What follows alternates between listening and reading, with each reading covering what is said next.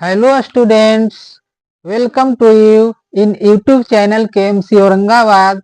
How are you? Fine. I am also fine. If you are fine. तो देखो बच्चों, आज हमें क्या पढ़ाई करनी है। आज है हमारे पास क्लास 10th के मैथमेटिक्स एनसीईआरटी बुक के अकॉर्डिंग, और अभी हम फॉलो कर रहे हैं यूट्यूब चैनल KMC औरंगाबाद। यहाँ पर मैं आपको रिमाइंड दिलाना चाहता हूँ कि ये जो चैनल है KMC औरंगाबाद एक मोटिवेशनल चैनल है। यहाँ पर आपको मोटिवेट किया जाता है। आपके दिल दिमाग में अध्ययन के प्रति जो लापरवाही का भूत समाया हुआ है, बखूबी यहाँ पर उस भूत को भगाया जाता है। इसलिए आपको मैं सजेस्ट करना चाहूँगा कि आप हमारे चैनल को सब्सक्राइब कर लें, फॉलो करें और दोस्तों को शेयर कर दें, ताकि अधिक से अधिक बच्चे हमारे चैनल से जुड़ सके और लाभान्वित हो सके। फिलहाल हम लेकर आए हैं क्या, इस एक्सरसाइज का यानी कि एक्सरसाइज 9.1 का वीडियो नंबर 3। तो इस एक्सरसाइज का हमारा यह तीसरा वीडियो है और इसके अंतर्गत बहुत मोस्ट इंपॉर्टेंट क्वेश्चन है, परीक्षा के दृष्टिकोण से बहुत ही वीवीआई क्वेश्चन है। आप इसे नजरअंदाज नहीं करेंगे और वीडियो के अंत तक बने रहेंगे। क्या है, भूमि से 60 मीटर की ऊंचाई पर एक पतंग उड़ रही है। पतंग में लगी डोरी को अस्थायी रूप से भूमि के एक बिंदु से बांध दिया जाता है। भूमि के साथ डोरी का झुकाव 60 डिग्री है। यह मानकर कि डोरी में कोई ढील नहीं है, डोरी की लंबाई ज्ञात कीजिए। हम डायग्राम से इसे समझने का प्रयास करते हैं। कंसेप्ट यही है कि उसे हम डायग्राम प्रश्न को डायग्राम के साचा में ढाल देंगे, हमको बिल्कुल ही समझ में आ जाएगा। आप प्रश्न को पढ़ें और पढ़ करके एक डायग्राम बनाएं। सबसे पहले हम हल लिख लेते हैं। ये देखिए, यहीं पर पतंग उड़ रही है। यहां से देखा गया सीधा ऊपर आकाश में, है ना। तो यहाँ पतंग उड़ रही है। बिंदु ए बिंदु पर मान लिया जाए पतंग उड़ रही है, और जमीन के बिंदु बी से देखा गया, बी बिंदु से देखा गया, तो यहाँ पर उड़ रही है यानी कि ये बिंदु पर। तो पतंग साथ डोरी लगी रहती है, यही डोरी है।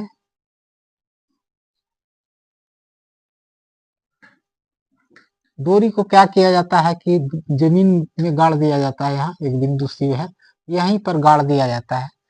इसमें किसी प्रकार के ढील नहीं है। देखा गया कि कितनी ऊंचाई पर है पतंग, तो 60 मीटर की ऊंचाई पर है। कितनी ऊंचाई पर है? 60 मीटर। यही हमारा 60 मीटर हो गया पतंग की ऊंचाई। पतंग की ऊंचाई 60 मीटर, और ये डोरी जो है, डोरी जमीन के साथ 60 डिग्री का कोण बना रही है। ये डोरी जो है जमीन के साथ 60 डिग्री का कोण बनाती है। तो ये हमें समकोण त्रिभुज दिख रहा है। कैसे? क्योंकि ए बी जो है ऊर्ध्वाधर रेखा है और बीसी क्या है, क्षैतिज रेखा है, जमीन पर की रेखा है। तो ऊर्ध्वाधर रेखा और क्षैतिज रेखा के बीच हमेशा 90 डिग्री का कोण बनता है।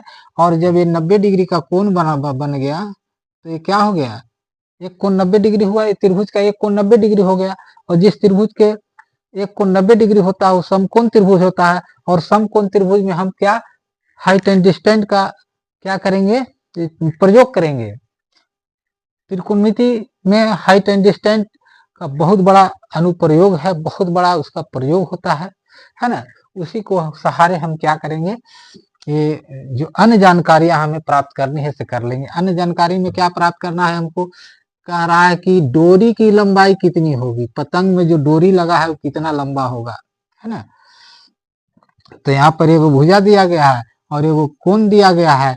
और जब एगो भुजा और एगो कोण जब त्रिभुज में दिया हुआ रहे और त्रिभुज समकोण रहे, तो फिर सब कुछ सारा जानकारी जो है प्राप्त की जा सकती है। जैसे हम इस एंगल को ही प्राप्त कर सकते हैं, ये भुजा को ही प्राप्त कर सकते हैं, लेकिन फिलहाल हमें प्राप्त करना है क्या, पतंग की डोरी यानी कि समकोण त्रिभुज के सामने वाली जो भुजा है, कर्ण को प्राप्त करना है, कर्ण की लंबाई प्राप्त करनी है। हम यहाँ अब कुछ लिखेंगे क्या, माना कि माना कि बिंदु ए पर पतंग उड़ रही है, बिंदु ए पर पतंग उड़ रही है। पतंग कहाँ उड़ रही है? बिंदु ए पर। ध्यान दीजिए डायग्राम पर। जिस पतंग ए पर उड़ रही है और ऐसी पतंग की डोरी है, ऐसी पतंग की डोरी, ऐसी पतंग की डोरी जो जमीन के साथ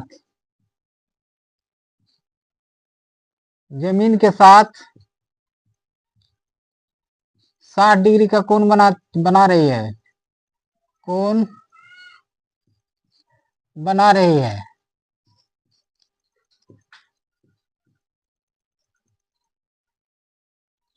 हमें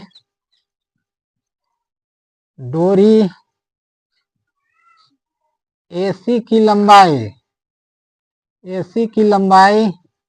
ज्ञात करनी है, यही ज्ञात करनी है। क्या ज्ञात करनी है? AC पतंग की डोरी की लंबाई, और ये कितना है? 60 मीटर है ना। ठीक है। अब समकोण त्रिभुज,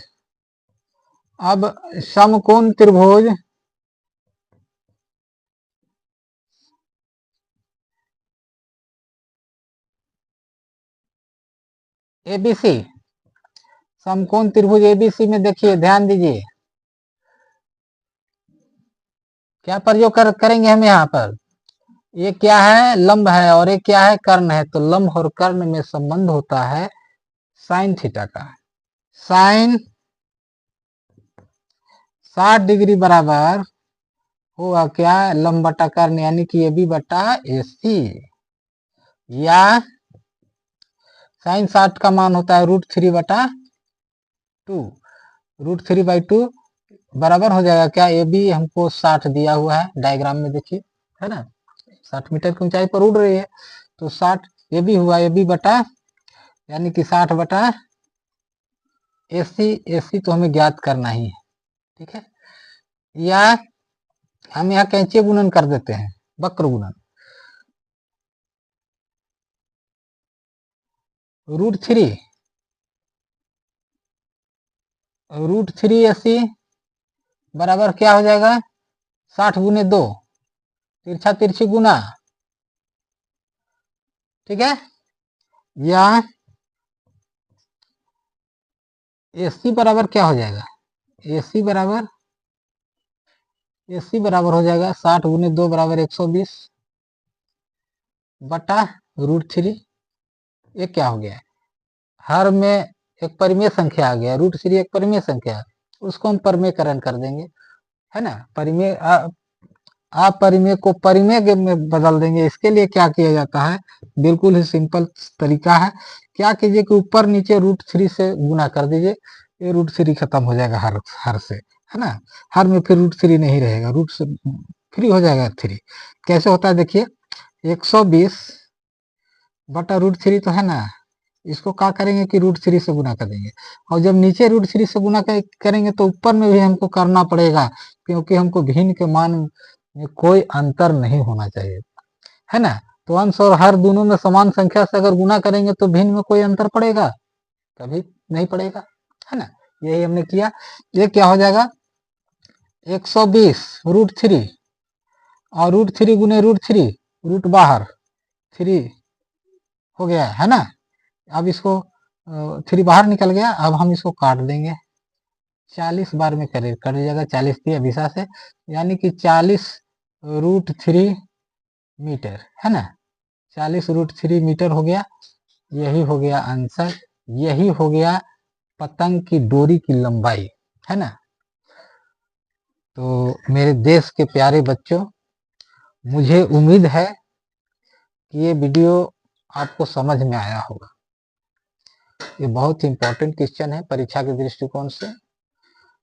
आप इसे एक बार में अगर समझ में नहीं आता है तो दोबारा देखेंगे, बार बार देखेंगे, और दोस्तों को शेयर कर देंगे, ताकि अधिक से अधिक बच्चे हमारे चैनल से जुड़ सके और लाभान्वित हो सके। Thank you very much for watching this video. Okay bye, फिर मिलेंगे।